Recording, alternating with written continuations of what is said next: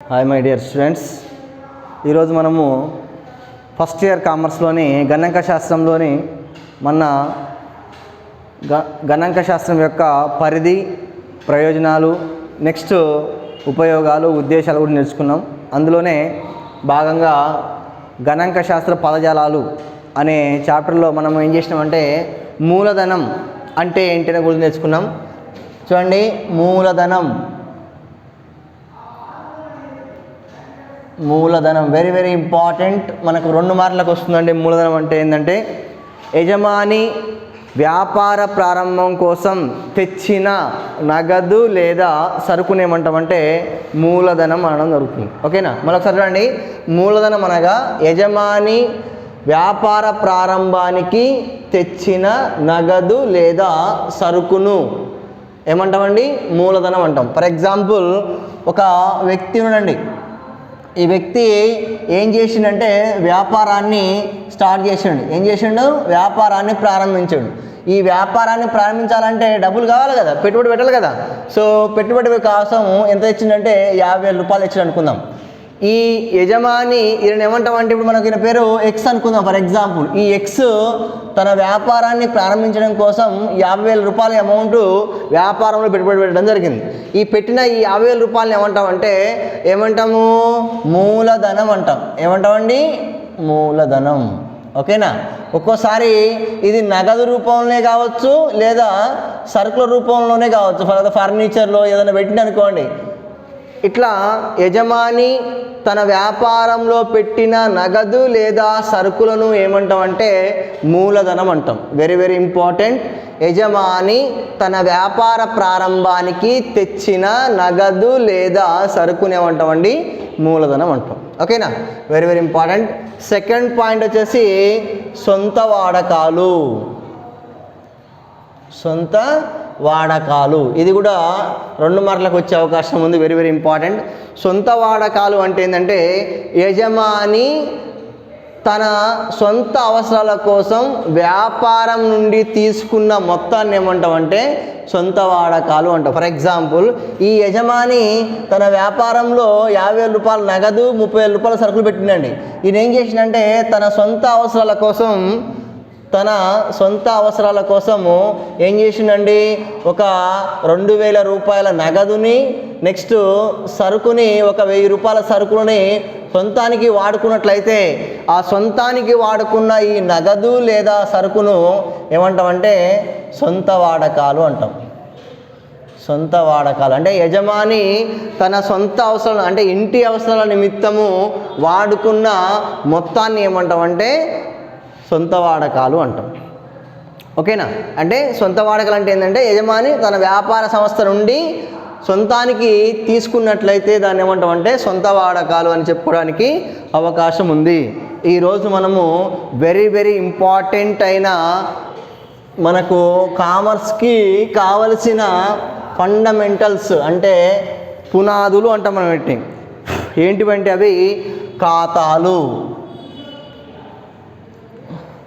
Very very important, గుర్తుపెట్టుకోండి.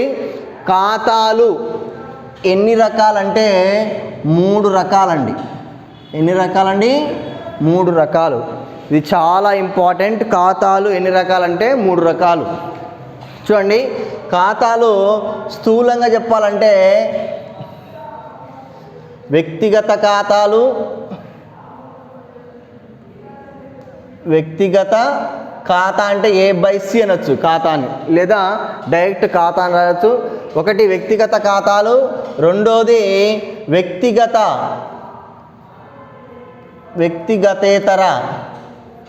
వ్యక్తిగతేతర ఖాతాలు అంటాం. 2 స్థూలంగా చెప్తే వ్యక్తిగత ఖాతాలు, వ్యక్తిగతేతర ఖాతాలు. ఓకేనా? వ్యక్తిగత ఖాతాలు అంటేనేమో ఇక్కడ మనకు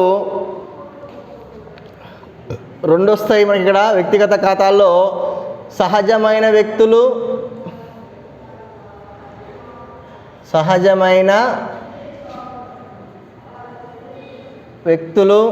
నెక్స్ట్ కృత్రిమమైన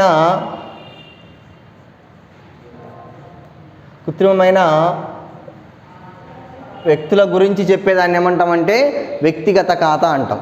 సహజమైన వ్యక్తులు, కృత్రిమమైన వ్యక్తులు. ఈ రెండింటి గురించి చెప్పే ఖాతాని ఏమంటామంటే వ్యక్తిగత ఖాతా అంటాం. ఓకేనా?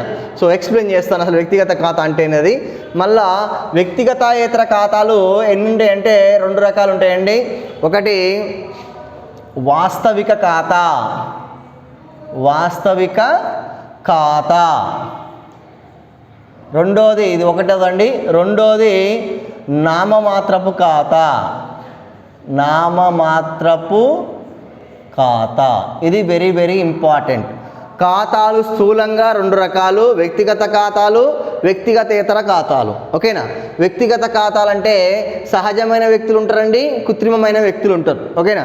సహజమైన వ్యక్తులు కానివ్వండి, కృత్రిమమైన వ్యక్తుల గురించి కానీ తెలియజేసే ఖాతాని ఏమంటామంటే వ్యక్తిగత ఖాతా అంటాం. ఓకేనా? అంటే వ్యక్తిగత ఖాతా అంటే ఏంటంటే వ్యక్తుల గురించి మరియు సంస్థల గురించి. కృత్రిమమైన వ్యక్తులు అంటే ఏంటివంటే ఇక్కడ సంస్థలు అని చెప్పుకోవచ్చు మనం. సంస్థలు అంటే వ్యక్తుల కంటే ఎగ్జాంపుల్ ఏంటంటే రాము, రవి, వీళ్ళందరూ కూడా సహజంగా జన్మించిన వాళ్ళందరినీ ఏమంటామంటే సహజమైన వ్యక్తులు అంటాం. ఓకేనా? సహజమైన వ్యక్తుల గురించి మరియు కృత్రిమమైన వ్యక్తులు అంటే సంస్థలు అంటే ఏంటివంటే ఇక్కడ మనకు బ్యాంకులు, ఎల్ఐసి సంస్థలు. ఓకేనా? నెక్స్ట్ కాలేజీలు, ఇవన్నీ కూడా ఏమేస్తాయంటే కృత్రిమమైన వ్యక్తుల కిందకి వస్తాయి. అంటే చూడండి, సహజమైన వ్యక్తులు అంటేనేమో మనమందరం కూడా సహజమైన వ్యక్తులం. సో సహజమైన వ్యక్తుల గురించి మరియు కృత్రిమమైన వ్యక్తులు అంటే ఏంటంటే సహజమైన వ్యక్తుల చేత ఏర్పాటు చేయబడిన వాటిని ఏమంటాం అంటే కృత్రిమమైన వ్యక్తులు అంటాం. వాటినే సంస్థలు అంటాం. ఓకేనా? సంస్థలు అంటే ఇక్కడ ఏంటంటే మనకి ఇక్కడ బ్యాంకులు కావచ్చు, ఎల్ఐసి సంస్థలు కావచ్చు, కాలేజీలు కావచ్చు. ఓకేనా? ధర్మ సంస్థలు కావచ్చు. వీటన్నిటిని ఏమంటామంటే కృత్రిమమైన వ్యక్తులు అంటాం. ఓకేనా? ఈ కృత్రిమమైన వ్యక్తుల గురించి, సహజమైన వ్యక్తుల గురించి తెలియజేసే ఖాతాని ఏమంటామంటే వ్యక్తిగత ఖాతా అంటాం. ఒక రకంగా చెప్పాలంటే వ్యక్తిగత ఖాతా అనేది వ్యక్తుల గురించి మరియు సంస్థల గురించి. చూడండి ఏమేం చెప్తుంది మనకి ఇక్కడ, వ్యక్తులు మరియు సంస్థలు ఈ రెండింటి గురించి తెలియజేసే ఖాతాని ఏమంటామంటే వ్యక్తిగత ఖాతా అంటాం. సింపుల్గా వ్యక్తిగత ఖాతా. వ్యక్తిగత ఖాతా అంటే ఏంటంటే 2 మార్క్స్ క్వశ్చన్ అడిగి అనుకోండి. వ్యక్తిగత ఖాతా అనగా వ్యక్తుల గురించి మరియు సంస్థల గురించి తెలియజేసే ఖాతాని ఏమంటామంటే వ్యక్తిగత ఖాతా అంటారు అని రాస్తే మనకు 2 మార్క్స్ పడతాయండి. ఓకేనా?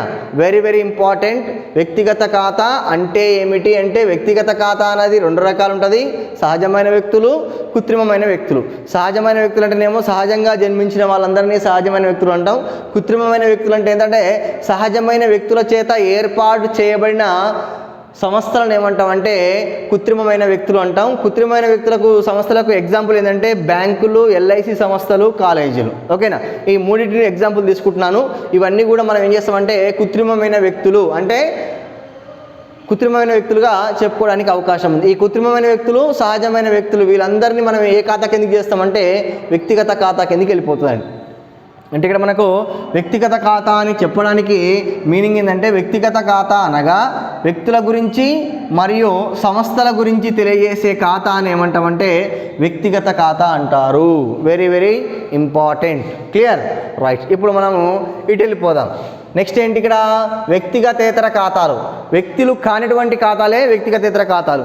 అవేంటివంటే ఒకటి వాస్తవిక ఖాతా. ఏ ఖాతా అండి? వాస్తవిక ఖాతా. Very very important. వాస్తవిక ఖాతా అంటే ఇది కేవలం ఆస్తుల గురించి మాత్రమే. ఎవరి గురించి అండి? ఆస్తుల గురించి తెలియజేసే ఖాతా అని ఏమంటామంటే వాస్తవిక ఖాతా అంటాం. ఓకేనా?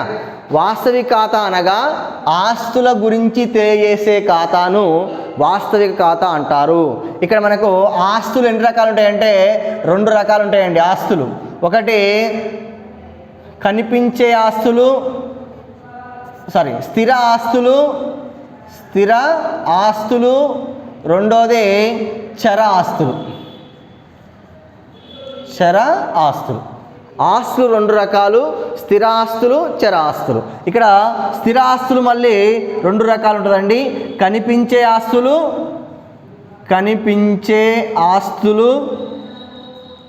రెండోది కనిపించని ఆస్తులు. కనిపించని ఆస్తులు. బాగా వినండి. ఆస్తులు అనేవి ఏ ఖాతాకు వస్తాయి అంటే వాస్తవిక ఖాతా గురించి చెప్తాయి. అంటే వాస్తవిక ఖాతా ఎవరి గురించి తెలియజేస్తుంది అంటే ఆస్తుల గురించి మాత్రమే తెలియజేస్తుంది.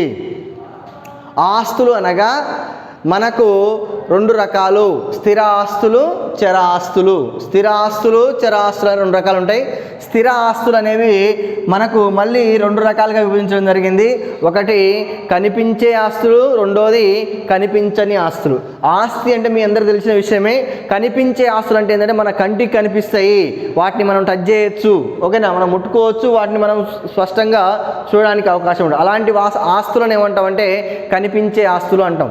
జనరల్గా కనిపించే ఆస్తులకు ఉదాహరణ ఏంటంటే నగదు, అంటే డబ్బులు అంటాం కదా, డబ్బులు, నగదు లేదా భూములు. నెక్స్ట్ భవనాలు, నెక్స్ట్ ఫర్నిచర్. ఇవన్నీ మనకేంటివంటే కనిపించే ఆస్తులు. డబ్బులు కనపడతాయి కదా, ఇది ఆస్తి, ఓకేనా. భూములు కనపడతాయి కదా, ఇది కూడా మనకు ఆస్తి, కనిపిస్తుంది, మనం దాన్ని టచ్ చేయొచ్చు. భవనాలు, బిల్డింగ్స్ కూడా కనపడతాయి కదా, బిల్డింగ్స్ కూడా మనకు ఆస్తిగా తీసుకోవచ్చు. ఫర్నిచర్ కూడా మనకు ఆస్తిగా తీసుకోవచ్చు. అంటే ఇవి కనిపిస్తాయి, వాటిని మనము టచ్ చేయొచ్చు, అంటే ముట్టుకోవచ్చు అని అవకాశం ఉంటుంది. అంటే కనిపిస్తాయి, మనం వాటిని ఫీల్ అవ్వచ్చు. అలాంటి ఆస్తులు ఏమంటామంటే కనిపించే ఆస్తులు అంటాం. ఇక మనకు రెండోది ఏంటంటే కనిపించని ఆస్తులు.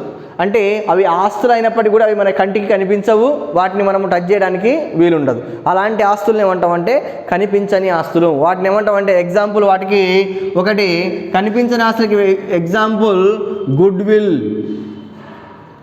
గుడ్ విల్ అంటాం. గుడ్ విల్ అంటే ఏంటంటే మంచి పేరు అంటాం, ఓకేనా. గుడ్ విల్ ఒకటి. Next copy rights, copy rights.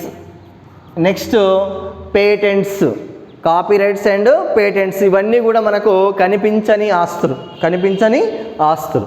ఇక్కడ ఆస్తులు రెండు రకాలు, స్థిరాస్తులు, చరాస్తులు. స్థిరాస్తులు మళ్ళీ ఎన్ని రకాలండి? రెండు రకాలు, కనిపించే ఆస్తులు, కనిపించని ఆస్తులు. కనిపించే ఆస్తులకు ఎగ్జాంపుల్ ఏంది మనకు? నగదు, భవనాలు, ఓకేనా, భూములు, యంత్రాలు, ఫర్నిచర్. ఇవన్నీ మనకు కనిపించే ఆస్తులు. ఇవేమో మనకు కనిపించని ఆస్తులు. కనిపించని ఆస్తులు ఎగ్జాంపుల్ ఏంది? Good will, copy rights, trade marks, ఓకేనా. ఇవి మనకు కనిపించని ఆస్తులు, ఓకేనా. సో మొత్తానికైతే వాస్తవిక ఖాతా ఏం చెప్తుందంటే ఆస్తుల గురించి తెలియజేసే ఖాతాను ఏమంటామంటే వాస్తవిక ఖాతా అంటారు. ఏమంటారండి? వాస్తవిక ఖాతాని ఆస్తుల గురించి తెలియజేసే ఖాతాని ఏమంటామంటే వాస్తవిక ఖాతా అంటాం. లాస్ట్ ఇదేంటంటే నామమాత్రపు ఖాతా. నెక్స్ట్ ఖాతా ఏంటండి? మూడో ఖాతా నామమాత్రపు ఖాతా. చూడండి మనకున్నవి మొత్తం మూడు రకాలు అనుకున్నాం. ఒకటి వ్యక్తిగత ఖాతా, రెండోది వాస్తవిక ఖాతా, మూడోది నామమాత్రపు ఖాతా. వెరీ వెరీ ఇంపార్టెంట్ మనకి ఇప్పుడు, ఓకేనా. సో నామమాత్రపు ఖాతా లాస్ట్ ఖాతాని ఏమంటామంటే నామమాత్రపు ఖాతా ఖర్చులు మరియు నష్టాలను. ఇది ఏం చెప్తుందంటే ఖర్చులు, నష్టాలు, ఓకేనా. నెక్స్ట్ ఆదాయాలు, లాభాలు. ఈ నాలుగిటి గురించి తెలియజేసే ఖాతాని ఏమంటామంటే నామమాత్రపు ఖాతా అంటాం. Very very important. నామమాత్రపు ఖాతా ఏడి గురించి తెలియజేస్తుందంటే ఖర్చులు, నష్టాలు, ఆదాయాలు మరియు లాభాల గురించి తెలియజేసే ఖాతాని ఏమంటామంటే నామమాత్రపు ఖాతా అంటాము, ఓకేనా. సో ఖర్చులు అంటే ఏంటివి, నష్టాలు అంటే ఏంటివి, ఆదాయాలు అంటే ఏంటివి, లాభాలు అంటే ఏంటివి అనేది నెక్స్ట్ క్లాస్లో మనం క్లియర్గా వివరించుకుందాం. సో ఇక్కడ మనము పర్ఫెక్ట్గా గుర్తుపెట్టుకోవాల్సింది ఏంటంటే ఖాతాలు ఎన్ని రకాలు అంటే ఖాతాలు 3 రకాలు అని గుర్తుపెట్టుకోండి. ఇది 5 మార్కులకు వస్తుంది. వెరీ వెరీ ఇంపార్టెంట్ మనకు ఎగ్జామ్లో. ఖాతాలు 3 రకాలు. ఒకటి వ్యక్తిగత ఖాతా, రెండోది వాస్తవిక ఖాతా, మూడోది నామమాత్రపు ఖాతా. ఇట్లా రాయండి. మీరు ఇట్లా చార్ట్ వేసి రాసిన లేదు. ఖాతాలు వ్యక్తిగత ఖాతా, వ్యక్తిగతేతర ఖాతా. వ్యక్తిగత ఖాతా సహజమైన వ్యక్తులు, కృత్రిమమైన వ్యక్తులు. వ్యక్తిగతేతర ఖాతాల్లో వాస్తవిక ఖాతా, నామమాత్రపు ఖాతా ఇట్లా వస్తుంది. లేదా ఇట్లా కాకుండా మనం డైరెక్ట్గా వ్యక్తిగత ఖాతా, వాస్తవిక ఖాతా, నామమాత్రపు ఖాతా ఇట్లా రాసుకోవచ్చు అండి. ఖాతాలు 3 రకాలు అనుకున్నాం. ఒకటి వ్యక్తిగత ఖాతా, వ్యక్తిగత ఖాతా, A/C అకౌంట్ అంటాం. దీన్ని అకౌంట్ని ఏమంటాం అంటే ఖాతా అంటాం. రెండోది వాస్తవిక ఖాతా, వాస్తవిక ఖాతా. మూడోది నామమాత్రపు ఖాతా, నామమాత్రపు ఖాతా. ఇవి ఈ మూడు ఖాతాలు. జస్ట్ మనం ఈరోజు ఏం నేర్చుకున్నామంటే ఖాతాలు ఎన్ని రకాలు, అవి ఏవి? ఖాతాలు కేవలం 3 రకాలు. ఒకటి వ్యక్తిగత ఖాతా, రెండోది వాస్తవిక ఖాతా, మూడోది నామమాత్రపు ఖాతా. వీటి గురించి క్లియర్గా మళ్ళీ నెక్స్ట్ క్లాస్లో వివరించుకుందాం, ఎగ్జాంపుల్స్తో సహా చెప్పుకుందాం. మొత్తానికి మనం ఈరోజు నేర్చుకున్నది ఖాతాలు 3 రకాలు. ఒకటి వ్యక్తిగత ఖాతా, రెండోది వాస్తవిక ఖాతా, మూడోది నామమాత్రపు ఖాతా. రఫ్గా తీసుకున్నట్లయితే వ్యక్తిగత ఖాతా ఎవరెవరి గురించి చెప్తుందని చెప్పినాము? వ్యక్తుల గురించి, సంస్థల గురించి. వ్యక్తుల గురించి, సంస్థల గురించి చెప్పే ఖాతాని ఏమంటామంటే వ్యక్తిగత ఖాతా అంటాం. వ్యక్తులు అంటే సహజమైన వ్యక్తులు అనండి, ఓకేనా? సహజమైన వ్యక్తులు రాము, రవి, కిరణ్, చరణ్, మీ ఫ్రెండ్స్ అంతా కూడా ఎవరండి? సహజమైన వ్యక్తులు, ఓకేనా? మరి కృత్రిమమైన వ్యక్తులు అంటే ఎవరండి? ఇక్కడ సంస్థలను ఏమంటామంటే కృత్రిమమైన వ్యక్తులు అంటాం. అంటే సహజమైన వ్యక్తుల చేత ఏర్పాటు చేయబడిన వాటిని అన్నింటిని ఏమంటామంటే కృత్రిమమైన వ్యక్తులు అంటాం. ఫర్ ఎగ్జాంపుల్ బ్యాంకులు, వాటికల్లా అవి ఏర్పడవు కదా, సహజమైన వ్యక్తులే వీటిని ఏర్పాటు చేస్తారు. LIC సంస్థలు కూడా సహజమైన వ్యక్తుల చేత ఏర్పాటు చేయబడినవి. కాలేజీలు కూడా సహజమైన వ్యక్తుల చేత ఏర్పాటు చేయబడినటువంటి వాటిని ఏమంటామంటే సంస్థలు అంటాం. వాటిని మనం ఏమంటాం? ఇక్కడ కృత్రిమమైన వ్యక్తులు అంటాం. కృత్రిమమైన వ్యక్తులను ఏమంటామంటే సంస్థలు అంటాం, ఓకేనా? ఇప్పుడు వ్యక్తుల గురించి, సంస్థల గురించి చెప్పే ఖాతాని ఏమంటామంటే వ్యక్తిగత ఖాతా అనడానికి అవకాశం ఉంది. Okay, clear, right. రెండోది ఏంటంటే వాస్తవిక ఖాతా. వాస్తవిక ఖాతా కేవలం ఎవరి గురించి చెప్తుందంటే ఒక్కరి గురించి చెప్తే గుర్తుపెట్టుకోండి. ఆ ఒక్కరు ఎవరంటే ఆస్తులు. వాస్తవిక ఖాతా తెలియజేసేది ఏంటంటే ఆస్తుల గురించి తెలియజేస్తుందండి. వాస్తవిక ఖాతా ఆస్తుల గురించి తెలియజేస్తుందంటే అసలు ఆస్తులు అంటే ఏంటివి? ఆస్తులు అంటే నగదు, భవనాలు, యంత్రాలు, ఫర్నిచరు, ఓకేనా, భూములు, ఇవన్నీ కూడా ఆస్తులుగా చెప్పుకోవడానికి అవకాశం ఉంది. అయితే ఇక్కడ ఆస్తులు మనము 2 రకాలుగా వివరించడం జరిగింది. స్థిర ఆస్తులు, చర ఆస్తులు. అంటే స్థిర కాలం అంటే కొన్ని కాలాల పాటు దీని యొక్క ఉపయోగం ఉంటుంది. చర ఆస్తులు అంటే 1 సంవత్సరం లోపు ఉంటాయండి, ఓకేనా? వాటి గురించి నేను తర్వాత ఎక్స్ప్లెయిన్ చేస్తాను. మొత్తానికైతే ఆస్తులు మనకు స్థిరాస్తులు 2 రకాలు, కనిపించే ఆస్తులు, కనిపించని ఆస్తులు. ఈ కనిపించే ఆస్తులలో మన స్థిరాస్తులలో కనిపించే ఆస్తులు నగదు, భూములు, భవనాలు, యంత్రాలు, ఫర్నిచర్, ఇవి మనకు ఆస్తులుగా చెప్పుకోవడానికి అవకాశం ఉంది. ఏ ఆస్తులు ఇవి? కనిపించే ఆస్తులు, ఓకేనా? మళ్ళీ కనిపించని ఆస్తులు మనకు ఉన్నాయండి. అవి ఏంటివంటే గుడ్ విల్, దీన్ని తెలుగులో ఏమంటామంటే మంచి పేరు అంటాం, ఓకేనా? Good will, copy rights, trade marks, ఈ మూడింటిని ఏమంటామంటే కనిపించని ఆస్తులు అంటాం, ఓకేనా? నెక్స్ట్ నామమాత్రపు ఖాతా. ఈ నామమాత్రపు ఖాతా కూడా మనకు చాలా ఈజీగా ఉంటుంది, ఓకేనా? Very very important. ఈ నామమాత్రపు ఖాతా ఎవరి గురించి తెలియజేస్తుందంటే ఖర్చులు, నెక్స్ట్ నష్టాలు, ఆదాయాలు, లాభాలు. ఖర్చుల గురించి, నష్టాల గురించి, ఆదాయాల గురించి, లాభాల గురించి తెలియజేసే ఖాతాని ఏమంటామంటే నామమాత్రపు ఖాతా అంటాము. నెక్స్ట్ క్లాసులో మనము ఖాతాల గురించి వివరణ, వాటికి సంబంధించిన ఎగ్జాంపుల్స్, నెక్స్ట్ ఒక్కొక్క ఖాతాకు ఏముంటాయంటే సూత్రాలు ఉంటాయి, 2 సూత్రాలు ఉంటాయి. ఆ సూత్రాల గురించి మనము నెక్స్ట్ క్లాస్లో క్లియర్గా వివరించుకుందాం. ఈరోజు మనము ఒకసారి రిటర్న్ చూసుకుంటే ఖాతాలు 3 రకాలు. ఒకటి వ్యక్తిగత ఖాతా, 2 వాస్తవిక ఖాతా, మూడోది నామమాత్రపు ఖాతా, ఓకేనా? సో ఇవి ఒక్కసారి గుర్తుపెట్టుకోండి. ఖాతాలు 3 రకాలు. వీటి వల్లనే మనకు కామర్స్ మొత్తం కూడా వీటి మీద డిపెండ్ అయి ఉంటుంది. సో అంటే వ్యాపార సంస్థ మొత్తం కూడా ఈ 3 ఖాతాలుగా విభజించడం జరిగింది. ఆ 3 ఖాతాల మీదనే ప్రతి ఒక్క వ్యవహారం అనేది రాయడం, నమోదు చేయడం జరుగుతుంది. కాబట్టి ఈ 3 ఖాతాలు అనేవి చాలా ఇంపార్టెంట్, ఓకేనా? రైట్, నెక్స్ట్ క్లాస్లో డిస్కషన్ చేసుకుందాం. Right, thank you.